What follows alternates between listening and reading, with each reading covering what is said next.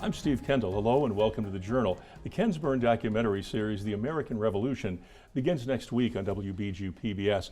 Here to give us some additional insight and kind of context the Revolutionary War is Dr. Andrew Schocket, Professor of History and American Culture Studies here at Bowling Green State University. Thank you for being here to talk about the American Revolution. Well, thanks for having me on. I'm delighted to be talking about this, both because of the series that's going to be on starting at 8 p.m.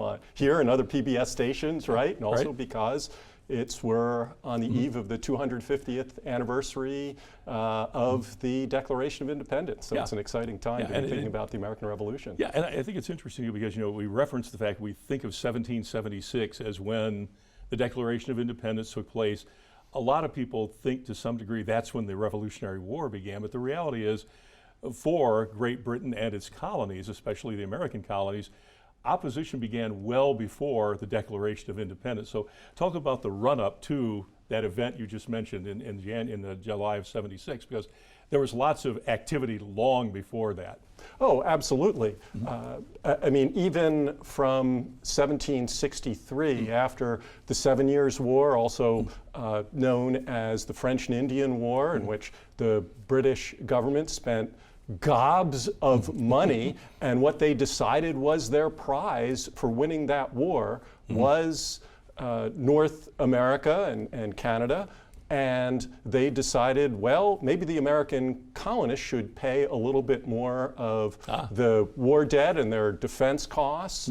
And that's when they decided that maybe they should have, for example, a tax on things like newspapers and some legal documents, anything printed. By the way you'd prove that you paid for this tax is you'd have something, a piece of paper that you, or if it was printed, it would be printed on, affixed to it, a stamp. So that was the Stamp Act. Absolutely. And after that, in 1764, Sugar Acts and other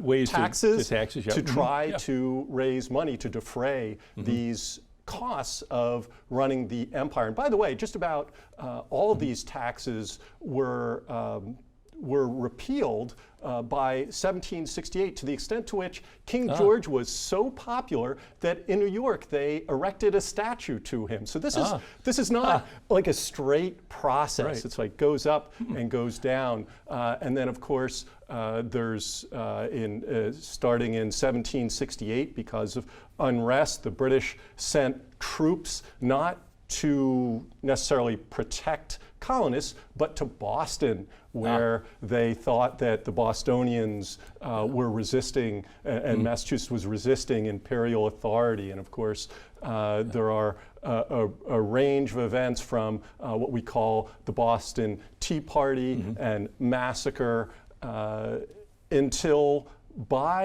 really now historians are saying depending on where you are, by mid-1764 and certainly early 1765, in almost all of the colonies, imperial order has just disintegrated. Wow. And local, they're sometimes called committees of correspondence or committees of safety, things like that, are sort of running this dual government. And so, yes, absolutely, we talk about this date as July 4th, which is the official date that we ascribe to the Declaration of Independence, the establishment of a nation.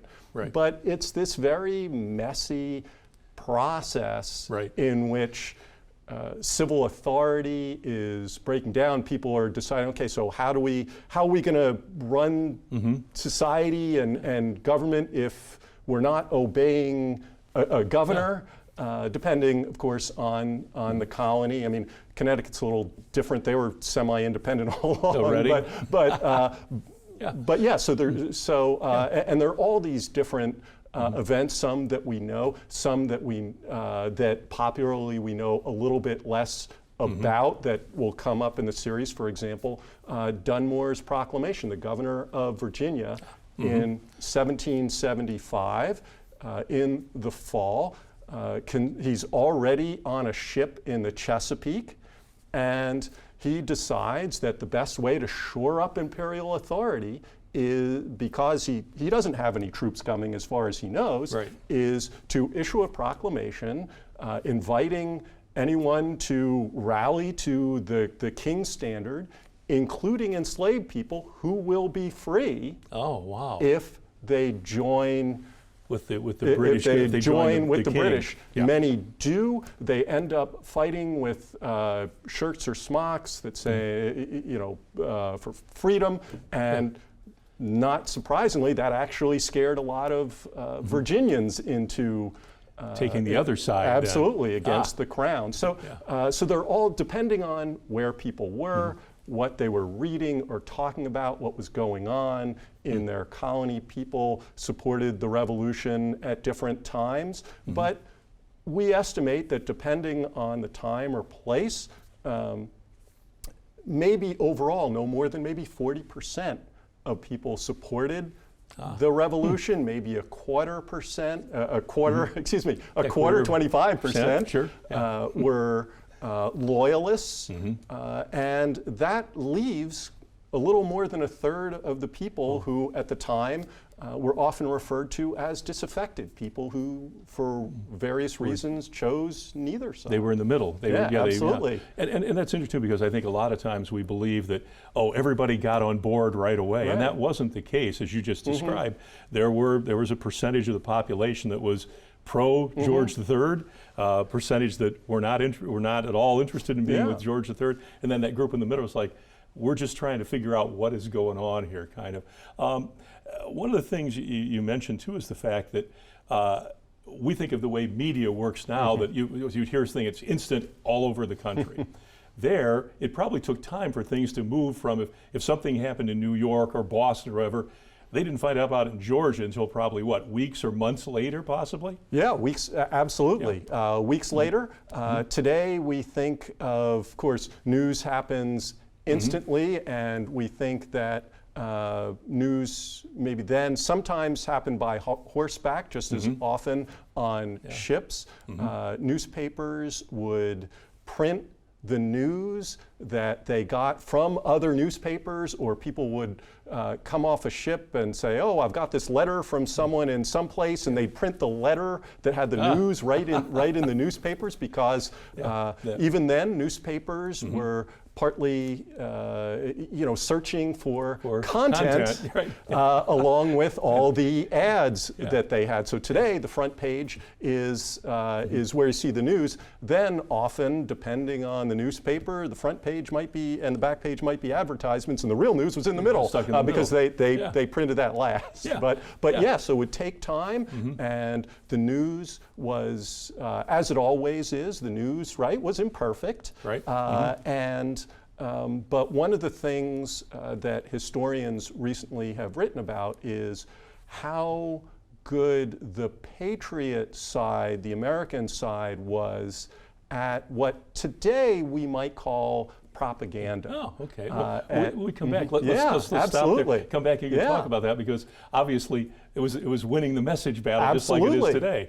They absolutely did. Yeah. Well, we come back more with Dr. Andrew Schocket, Professor of History and American Culture Studies here at BGSU, as we talk about the American Revolution. Back in just a moment.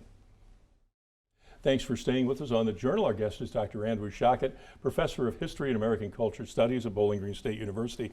Dr. Schocket, we lost that last segment. We were talking about the fact that communication was different then. Obviously, there wasn't the electronic world that we live in now. And you were mentioning the fact that even then, winning the hearts and minds, winning the messaging battle was just as important in those days, maybe even more important than it is today. Absolutely. And so people got news partly through word of mouth, partly through correspondence, but a large part of it through newspapers. And not that many people actually subscribed to newspapers, but they would be passed around.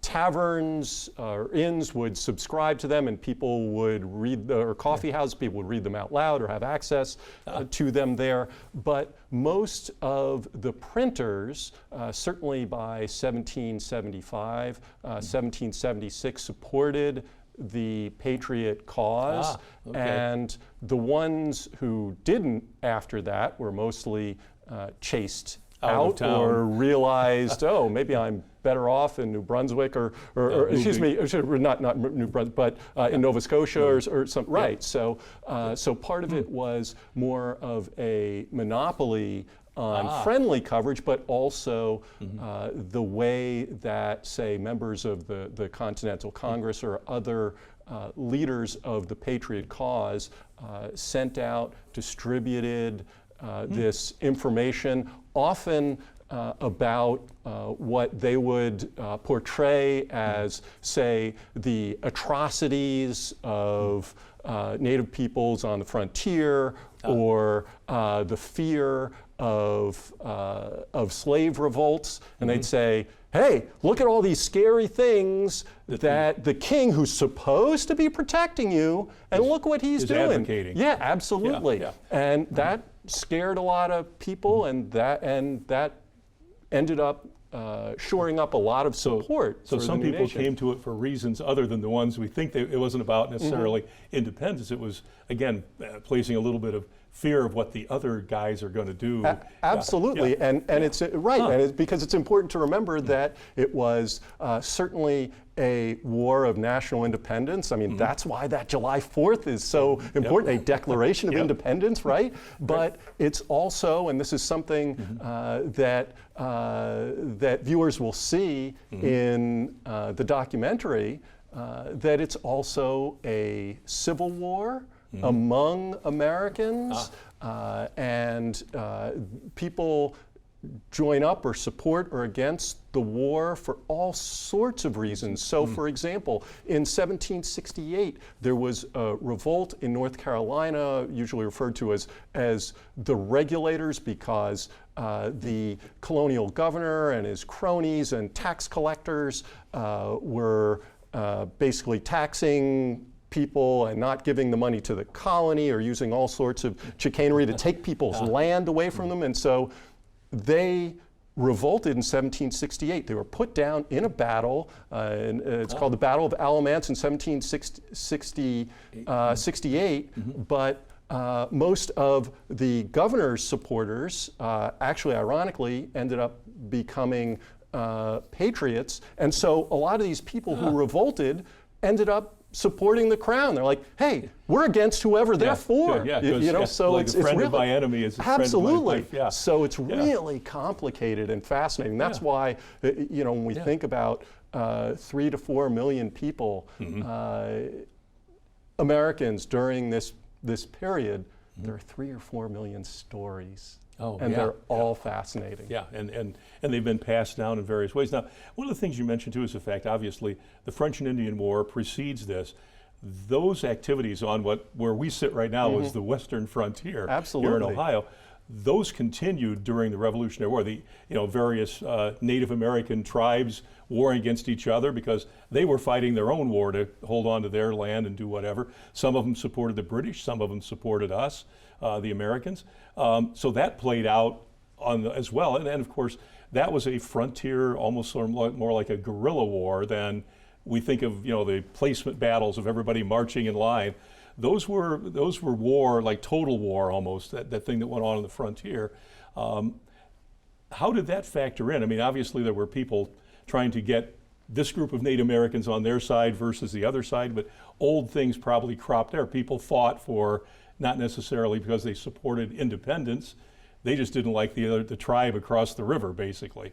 Oh yeah, absolutely. It's every, especially among these native nations, everyone is making exactly the kinds of calculations that you're talking about, like which were, and again, one of the stories that's going to come up in Ken Burns' American Revolution, I think, is the story of Joseph Brant, a military leader of, in this case, the Mohawk Nation, which was one of the 6 nations of the Iroquois, the Haudenosaunee, and this happens to be in central and upstate New York, and ultimately they decide to side with the British because they're concerned about American expansion into their land. On the other hand, the Catawbas in South Carolina decide to side with the Americans because they think, okay, well, we live with them. What's going to happen? I don't know. We don't know the other people. Right, right. Yeah. And so, better the devil you know than the devil you don't know. Absolutely. And so they're all making these these calculations about survival and where's the best place for our people. Who do we think is going to win, basically? Yeah, we want to be on the absolutely. winning side. Who do we think that's going to be? One of the, jumping far ahead now, one of the things that makes a big difference too is obviously the British and French were the two large global empires at that time. There were probably some other people too, but that became one of the deciding factors in the American Revolution is when there was a negotiation with the French to join the Americans, not necessarily because they loved the Americans that much, they just hated the British that much. There was some of that calculating going on too, I'm guessing. Oh, absolutely. It's certainly not the case that a French monarch would think, oh yeah, we want to support a revolution against a king, right? So you're absolutely Wait a minute, let me right. think about that a second. Right. And so you're absolutely right. Having just lost a war, and of course the French and the British were at war on and off for nearly a century in Europe and before everywhere this, else. right? Absolutely. And so after the Battle of Saratoga, where the French see, maybe there's something to this. Maybe this is worth Maybe they getting can win. Right. So maybe this win. is an opportunity for us. And yes, so they supply arms, but more importantly than that, just by their entering the war, and of course supplying, and of course offering their, well, not offering, but bringing their navy into it for the British, it makes the war a different calculation. That all of a sudden for them, it's a world war, as you were saying, and they're thinking, oh, we need to defend our island from the French. We need to see what's going. We need to protect our colonies in the Caribbean that were in some ways to them as valuable to the ones on the continent because of the products they could get there, especially sugar and also coffee. So all of a sudden, it made it a much different war, a global for war. the British. Absolutely. Okay. Well, when we come back, we can move forward because obviously we could spend a lot more time on this. But that's going to be the thing is because that changes dramatically everything for the Americans and for the British. So when we come back, more about the American Revolution with Dr. Andrew Schocket here on The Journal. You're with us on The Journal. Our guest is Dr. Andrew Schocket from the Bowling Green State University History Department, American Culture Studies. One of the things that may get lost a little bit in this too, and if you look through it, is right after the British took New York, and that was a really bad time for the Americans, getting pushed out of New York. George Washington and the troops end up in New Jersey, which, okay, even then, people didn't think a lot of New Jersey, I guess. But there's outreach then by two British military officers to the Second Continental Congress, say, hey, maybe we can stop this right now. Let's see if we can find a spot of agreement. Talk a little about that, because I think a lot of people figured once we started, we fought all the way through and there was never any discussion. But there was an attempt at a peace settlement in basically 1777, I believe. Yeah, absolutely. So the British sent the Howe brothers, one an admiral, one a general, to command their military forces in North America. And one of the reasons I think why they were chosen is because they were not super hardliners. Because from the British point of view, yes, okay, they want to put down this rebellion, they want to establish order, but thinking beyond that, these are people that they wanted to govern. And so they had to make those calculations. Yeah, they had to live with them. Yeah, they're still going to be part of the British Empire, they believe. Right. And so they send out these feelers, and there are preliminary discussions, but really there's no way, even if they had agreed maybe on some sort of terms, I don't think there's any way that the two sides could have agreed on terms that would have allowed everyone to even to save face. Right. I mean, in 1775, in fall of 1775, Continental Congress had sent what was called olive branch petition to King George, and actually I think they passed it. But they passed each other. Right, I think so. But on the the King George III declared the colonies in rebellion. So and he drew a line declaring and martial said, law. And so, how does either side how do you walk pull back and look like from that? After there's been, as you point out, after they've occupied New York, and after there have already been all the 2 years of fighting and killing. Fighting, right. How does anyone pull back from that? Right. And maybe that's, I don't know if that's what sort of lesson we draw from that, except that we as human beings aren't good at thinking through ways to solve problems, and maybe we could be better at that. But. And you see that, as we move through history after that. Each side's like, well, we can't show that we're weak on this. We've got to be strong. One of the things that happens too is the Battle of Saratoga, and we've got like about 3-4 minutes here. That was another big turning point, because you said that's when the French went, well, maybe we should get in on what we think might be the winning side, and if nothing else, we're going to put more pressure on Great Britain, more pressure, make them spend more money over there. Meanwhile, as you said, we're still fighting over here in Europe and in the Caribbean and everywhere else. So that was a big turning point as well, the Battle of Saratoga. Absolutely. So the Battle of Saratoga in 1778, and really Saratoga has this, we think of it as this big battle. It was, by that point, a semi-decrepit fort that was of maybe mixed strategic value to anybody, right? But it was a victory that the Americans and at this point Benjamin Franklin and France say, "See, look, we beat them over there. Right. We're absolutely get it on the winning side." Right, absolutely. And so by making it a world war, increasing the price for Britain to continue the war, and of course, the crucial naval support that we think of the last major battle of the American Revolution, Yorktown, and the reason why Cornwallis surrendered there is he went there expecting to get his ride, expecting to get picked up by the Royal Navy, by the British Navy, and he's there, and the French Navy is bottling up the Chesapeake. And at that point, he has nowhere to go. And that's why they surrendered. Yeah. Well, and the other thing too now, and you mentioned that too, we've got just a couple of minutes, that's in 1781. The Treaty of Paris isn't signed until 1783. So what sort of took place between Yorktown and the treaty? Did the fighting end right away after Yorktown, or was there still activity before the Treaty of Paris? Yes and no. Okay. So the British at that point more or less stopped their military operations on the continent. They scaled down their navy a bit.